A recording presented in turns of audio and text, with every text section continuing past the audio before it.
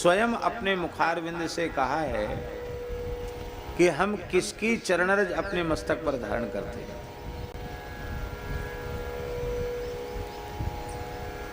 बहुत प्रसिद्ध श्लोक है, निरपेक्षम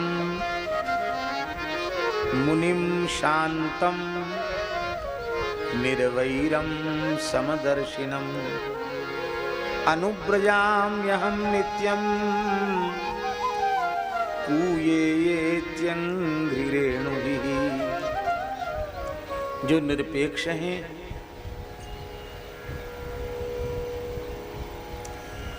निरपेक्ष का अर्थ है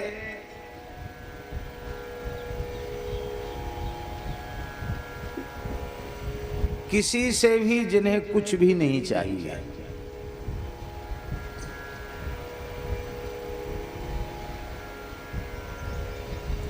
किसी राजा रंक से तो कुछ चाहिए नहीं, किसी देवी देवता से भी कुछ नहीं चाहिए, किसी सिद्ध से भी कुछ नहीं चाहिए। कहां तक कहें श्री ठाकुर जी से भी कुछ नहीं चाहिए।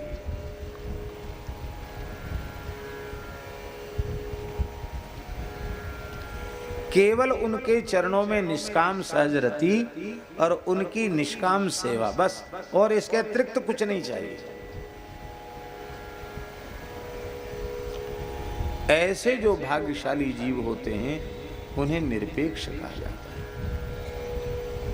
प्रेमी अनुरागी भक्तों का पहला लक्षण है उनकी निरपेक्षता,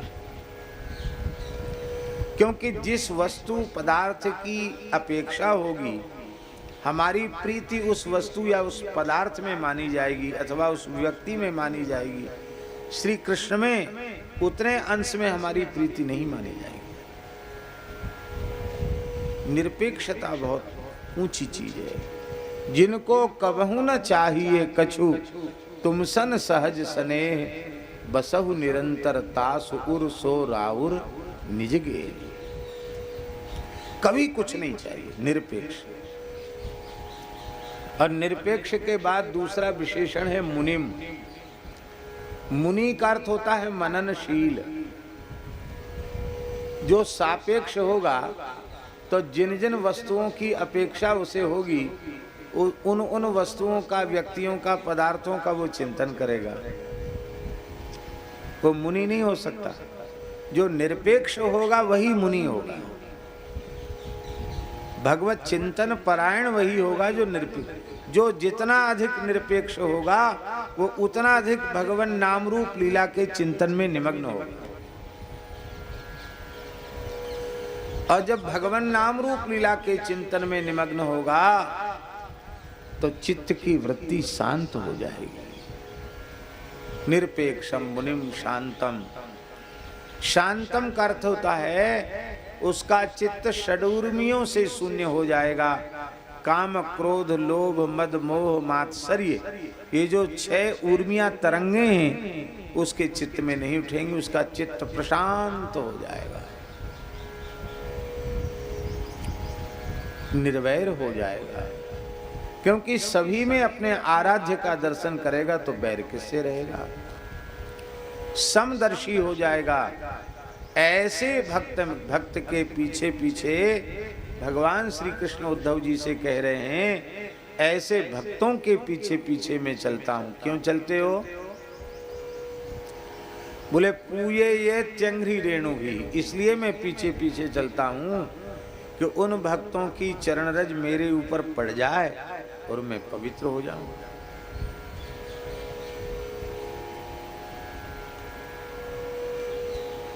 और ऐसे भक्तों के उदाहरण भी हैं जिनके पीछे पीछे भगवान चले। अनेक उदाहरण हैं।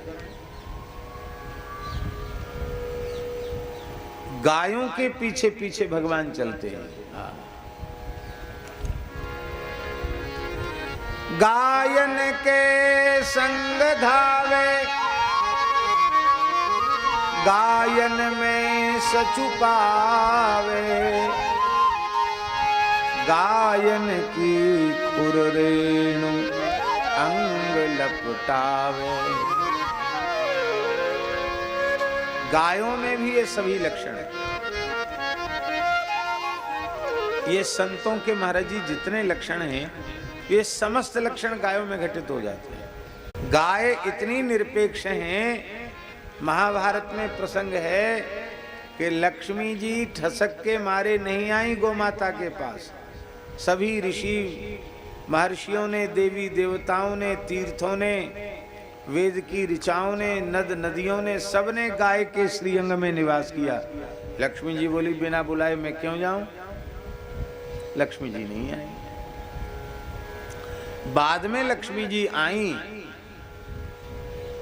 तो गायों ने पूछा कि आप कौन हैं? आपके आते ही हमारा गोष्ठ प्रकाश से भर गया, आप कौन हैं? उन्होंने कहा अरे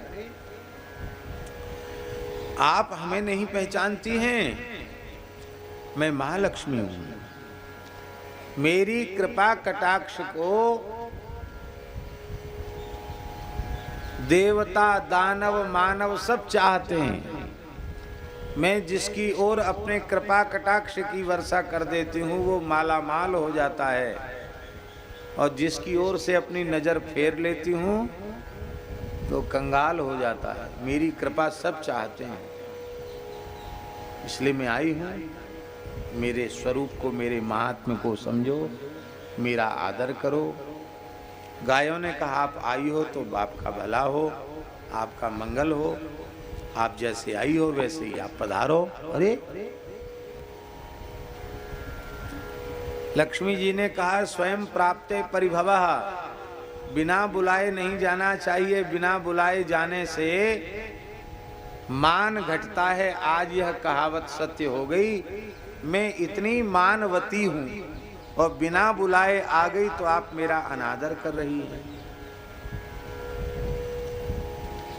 लक्ष्मी गायों ने कहा हम आपका तिरस्कार नहीं कर रही हैं, हम तिरस्कार तो किसी का नहीं करती हैं।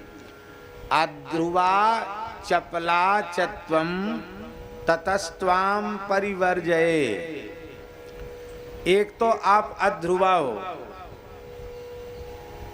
कभी एक जैसी किसी के पास रहती नहीं, और चपला हो, चंचला हो, कभी यहाँ कभी वहां कभी वहां। इसलिए हम हाथ जोड़ते हैं आपके, आप पधारो। लक्ष्मी जी का जो थोड़ा गुमान था वो ठंडा हो गया। लक्ष्मी जी बोले अब तो आपको मुझे अपने में जगह देनी ही पड़ेगी। क्यों? क्योंकि आपने मुझे अस्वीकार कर दिया, मुझे नहीं अपनाया, तब मैं लौट के जाऊंगी तो नारायण भी मुझे अंगीकार नहीं करेंगे। इसलिए आप कृपा करके मुझे स्वीकार करो। तो गायों ने कहा गोमये वस, तुम हमारे गोबर में निवास करो। लक्ष्मी जी गायों के गोबर में निवास करती है। तो ये कितनी बड़ी निरपेक्षता है।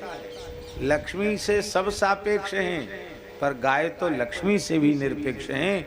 महाभारत के अनुशासन पर्व में इसकी कथा आती है। और युगल गीत में, ब्रजलीला में, युगल गीत में दसम स्कंद पूर्वार्ध में गायें कृष्ण के स्वरूप का ध्यान और उनकी लीला का चिंतन करते हुए दिखाई पड़ रही हैं, तो उनका मुनित्व प्रमाणित हो रहा है। और शांतम, कोई व्यक्ति बहुत शांत होता है तो कहते हुए तो एकदम गऊ, माने गाय की तरह शांत है। शांत व्यक्ति में गाय का ही उदाहरण दिया जाता है। ये तो एकदम गाय के जैसे। वृषभानु की किशोरी वो तो गैया हूते भोरी।